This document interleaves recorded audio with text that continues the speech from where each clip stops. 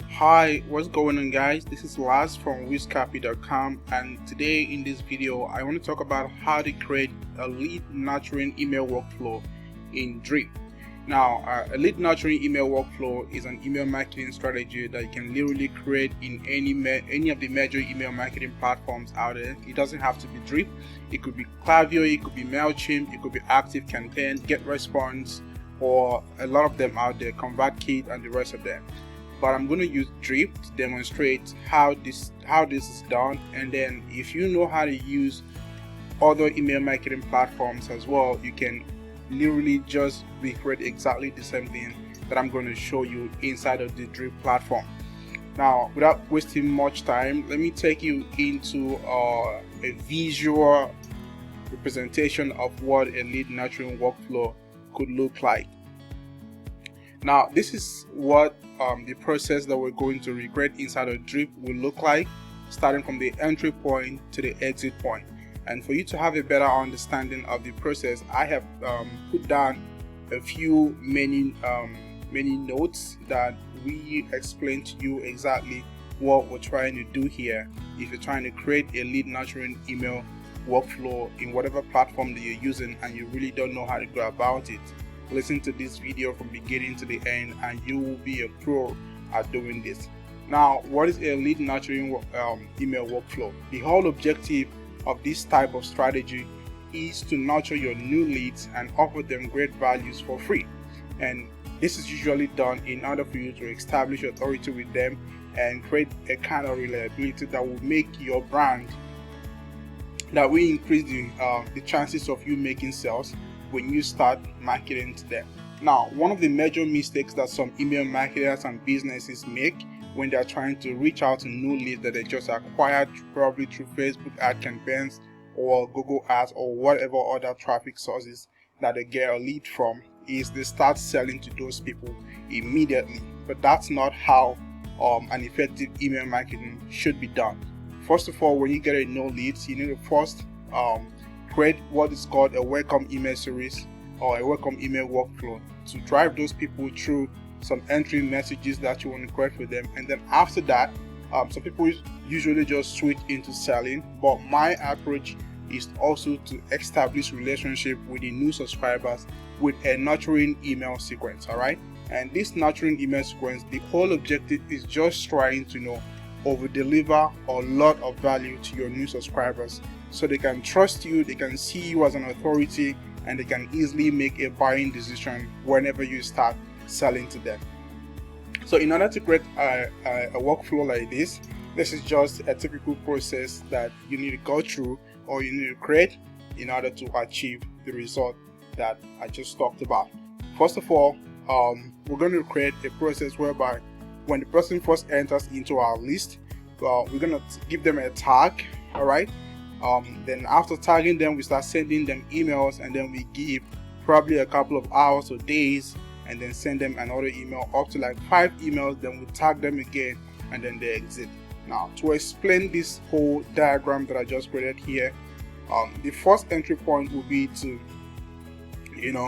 we want only people who has completed our welcome email campaign or our welcome email workflow to enter into this nurturing sequence. That means that people who haven't gone through our welcome workflow will not be able to receive our nurturing email workflow, because the nurturing email workflow is a strategy that must come after a welcome email has been completed by a particular subscriber.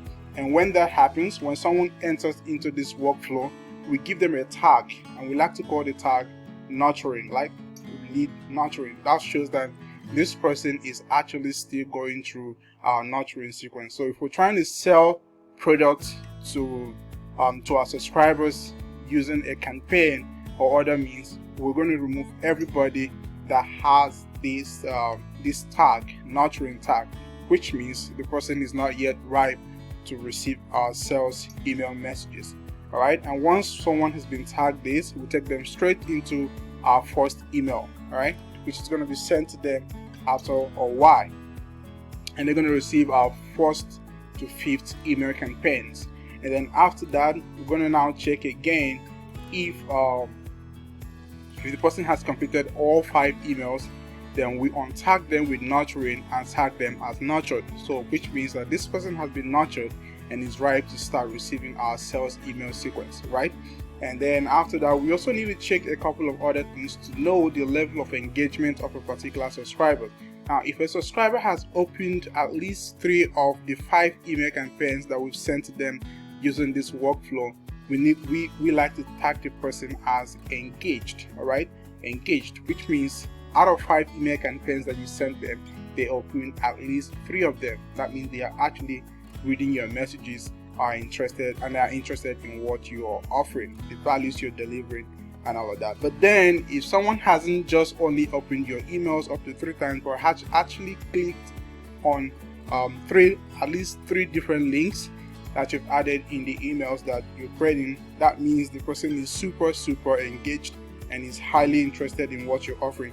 And we like to tag our subscribers as highly engaged subscribers. Okay, so this lets us understand what level of engagement that we can attach to a particular subscriber on our list. And if the person has not opened any of the 5 emails that we sent to them from this workflow, we like to tag them as unengaged, so we know that this person is actually not interested in what we are offering them, the values we're delivering, or for some reason or another they have not been receiving our emails. And for this type of person, we like to plug them into our re-engagement sequence or some other strategies at the end. Then after that, we just get the people off the workflow. So this is just a simple process of what a nurturing campaign should be like or goes like. Now I'm going to take you into Drip to show you how to build out this workflow that we just drafted out here, and I just explained to you. I'm going to show you the practical means of creating this workflow in Drip or any other email platform you're using, so you can start using them to generate sales and using them to nurture your leads for the purpose of generating sales at the end of the day. Right, so we're here on drip.com. So the first thing you need to do when you come to your website or any other platform that you're using is to click on the sign in so you can get into your own account. And right here we've just signed in and we are inside of Drip. Now in Drip, when you want to create a workflow like the one that we just discussed previously, what you need to do is to come down to this workflow, so you can see the workflow icon here, and click on it so it can take you straight into, it can bring up a pop-up like this, and then you're going to click on workflows. Okay, there's some options. You want to go use an already pre-made template, you can click on workflow templates, or you want to create rules, you can click on the rules. But we're more interested in creating a workflow in this email, so we're going to click on workflow.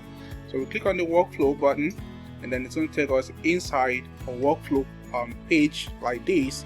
So you can see if you already have some workflows created, you're going to find them here. And if you don't have anyone at all, this place is going to be empty, and then you're going to have a view that says you should create your first workflow. But because I already have about 3 different workflows already inside of this account and created, so we have them all outlined here. And what I need to do to create a new workflow is to go to this place and click on this plus new workflow button to get started.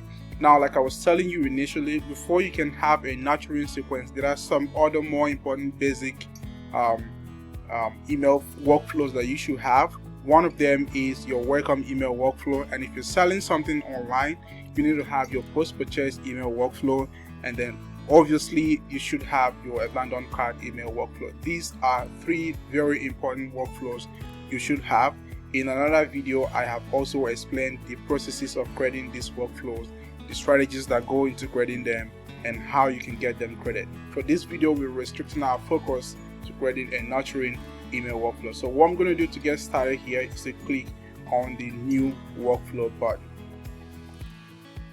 So right here we have 2 options. We have one option is to get started from the scratch, or the second option is to start with a template. All right, there are some already made templates that Drip has created that you can use to start creating your workflow from scratch. Kind of makes things a lot easier because you already have them all drawn out. All you just need to do is to include your edit change some text, change some button, change some actions here and there, and you're ready to get started. So if you click on this, it's going to give you a rundown of some pre-installed workflows that you just need to install them and start using in your own account.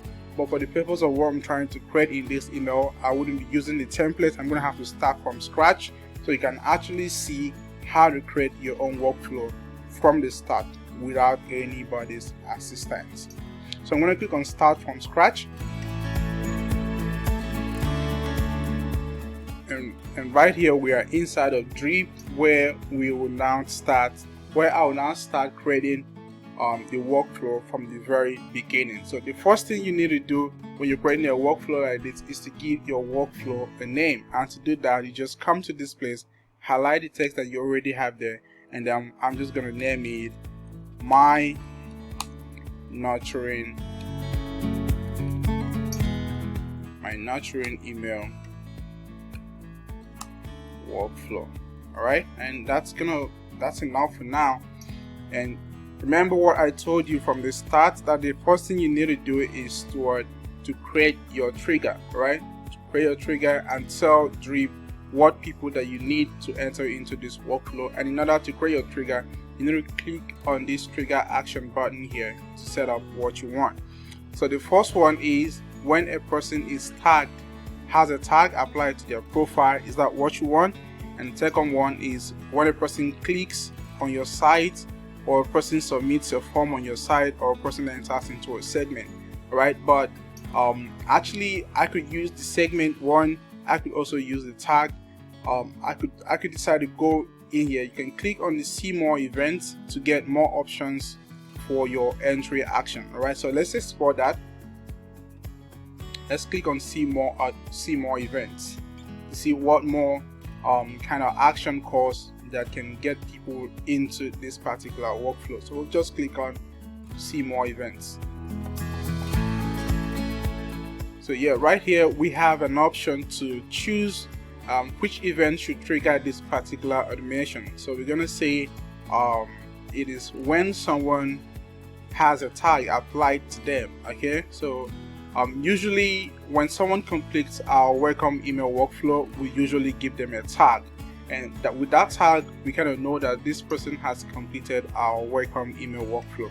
So for this nurturing email, we're going to tell Drip to send the nurturing email, to start sending the nurturing email immediately someone has the welcomed tag applied to them, which shows that the person has actually completed our welcome email workflow and is all ready to get nurtured. So we're going to go inside and pick the tag which applies to us for this particular example, which is the welcomed. The welcomed email shows that someone has already completed our welcome email workflow and is ready to start receiving the nurturing email workflow. So we're going to use that, and then we click on update trigger. Alright, that is updated. But now we don't want this person to start receiving this email immediately after they have completed the welcome workflow. So what we want to do is we want to let 48 hours to pass, and to get that done, I just click on that little plus button that you have here. You just need to click on it, or you can also decide to click on the define your actions here to choose what you want. But that's not what we're looking for. We want to create a delay, which is kind of an action that tells Drip to hold on, don't just start sending our nurturing email immediately. We want to let like 24 to 48 hours to pass so we can start sending our nurturing email sequence to these people. So I'm going to click on the little plus button that we have here. So it brings us to what kind of step would you like to add. Now we're trying to add a delay step. All right, that's what you have here. The delay step is what you have here. All right, so but we're trying to create it, we're trying to add it right here even before the person starts receiving this. All right, we want to add it so we can give like 24 to 48 hours delay before we eventually start sending them messages. So I'm going to click on the delay here, and then we get an option to add let the system wait for, let's say, 2 days, which is 48 hours, and then send the first email by 10 a.m. Eastern time. All right, that's fine. And then we want to make sure that this particular email gets sent regardless of what day of the week is. So we're sending them Sunday, Monday, Tuesday, Wednesday, Thursday, Friday, Saturday, and Sunday. So it's going out every single day of the week, no matter what time or what day someone subscribes into or joins the workflow. So when that is set up, all I just need to do is to click on the update delay. So it gets added here immediately. So it says wait 2 days, then resume at 10 a.m. And once that is done, the next action I want to take, I now want to tag this particular subscriber as nurturing, all right, by also just clicking on the small plus button that I showed you, and I want to take an action which says we're going to tag the person, all right, apply a tag to a person's profile, all right, and the tag we're trying to apply is going to say nurturing, right, like I said, nurturing. So we're going to add that tag and we update action. So when someone goes enters into this workflow, that is when someone gets tagged as welcome, they enter into this workflow, and then we allow like 2 days to pass, and then we tag them as nurturing. And then the next thing we want to start doing right now is to start sending them our very first email. All right, so I'm going to click on that little action button like I showed you there, and then next thing we want to do is we pick on the action that we want Drip to perform, which is send an email to a person. So I'm going to pick that, send an email to a person. This is it here. So I click on it, and then I'm going to have to decide if I want to send a plain text email or I want to use a visual builder. Now, plain text email is usually ideal for probably digital marketers, but for e-commerce websites, it's usually better to use visual email. You can as well do plain text email, but visual email kind of enables you to show what your product looks like to your subscribers if you're going to sell something to them at the end of the day or in the email you're trying to create. So I'm going to use Visual Builder for us here now.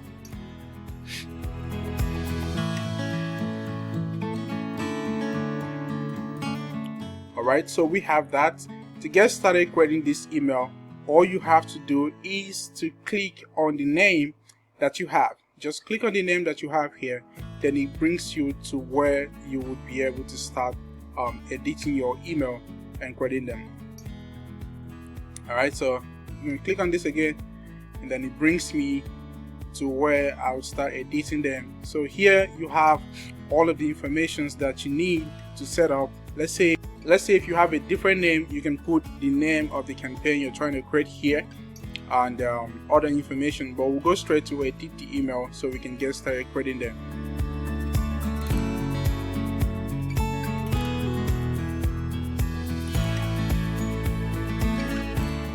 Loading templates, and when that is done, you have an option to choose from your previous emails or you start creating from scratch. Okay, you have your recent email. If you have already created some templates that you want to use, you can use this one, and then Drip also got some very interesting templates that you can use and recreate. But for the purpose of this video, I'm just going to use the template that I've already created initially, and then I'm going to come back at the end of the video to edit it into what I want. So, but not to make the video too long, I'm just going to select an existing template to show you how this is going to work at the end of the day. So I'm picking this template up,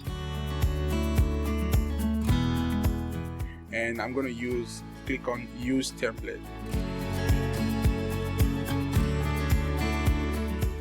Alright, so next thing you want to do when you pick up a template like this, you can come here, click on this place to change the subject line to something else that you want, change the pre-header text to what you want, and then you can edit the emails as you want by just entering your data and everything that you want. And when you are done editing the email to what you want, all you just have to do, you want to preview it to make sure it looks good on different devices. This is how it's going to look on desktop, and you click here to check how it's going to look on tablets. You click here to check how it's going to look on mobile. Alright, just to make sure that your email looks good across board. Okay, and if you want to have a live view of it, you can click here to send a text email. If I click here, it's going to send me a text email straight to my already registered email address. So next, you just exit the preview panel and then click on back.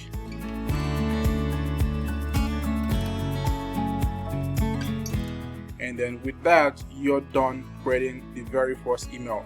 Alright, you're done creating the very first email. And the next thing that we want to do, following the strategy that we talked about here, is to add another delay and then create another email, then add another delay and create another email up to like the 5th emails. Alright, so I'm going to do that very quickly.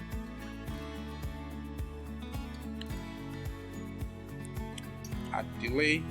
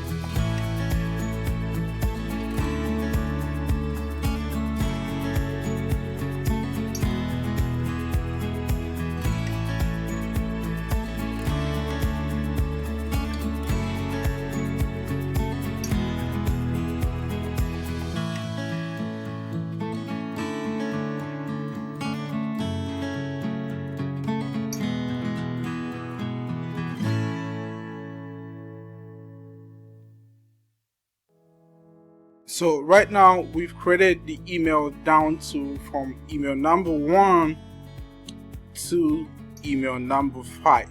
Alright, we've created email from number 1 to number 5.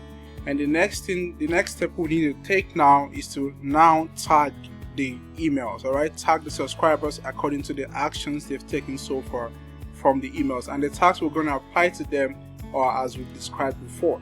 Now we're going to look for subscribers whose, first of all, we're going to tag them as nurtured, alright, and then remove the nurturing tag. So let me show you how to do that, how to tag them as nurtured and remove the nurturing tag. So again, we're going to click on the small plus button, and then we're going to click on action. Alright, and then first off, we're going to remove a tag. Alright, we're going to remove a tag. Remove a tag from a person, and the tag we're trying to remove is going to be nurturing. Yeah, we're going to remove the nurturing tag and update action. And after that, we're going to click on the small tiny plus button one more time and click on actions, and then we're going to click on apply tag to a person's profile, and then we're going to now apply the tag as nurtured, right? And we click on it, and then we update action. Alright, so with this now we've implemented this next step, which is basically to tag them with nurtured and remove the tag nurturing. And the next step we want to do now is to tag people who's opened at least 3 of the emails in the workflow. Alright, if anyone has opened at least 3 out of the 5 emails, we want to tag the person as engaged. So let me show you how to do that as well. Now, in order to do that, we need to use the decision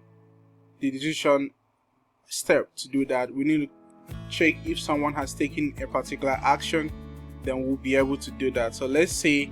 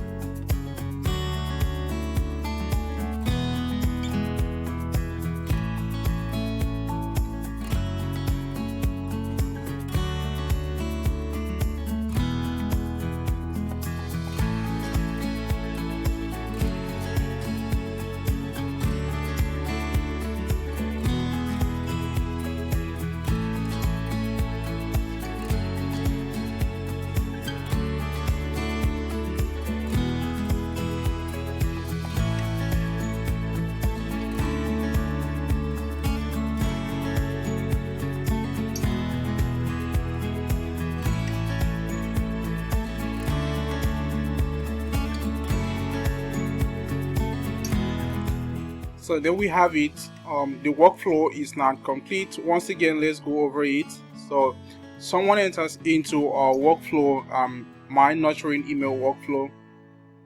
When they get tagged with the tag welcomed, all right, and then we kind of delay them for the next 2 days, and then we start sending them email from 10 a.m. all right. And but the first thing we do is to tag them as nurturing in order for us to identify them as people who are going through this workflow. And then when that is done, we send them our first email, and then we delay them again for another 1 day, and then we send them another email by 10 a.m. again, the second email, and then 1 more day delay, and then we send them again another email.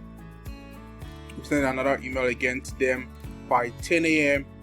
Then we send the fourth email, delay again, the fifth email, and then we get to remove the tag nurturing, and then we tag them again with nurtured email, showing that they've gone completely through all our nurturing email workflow.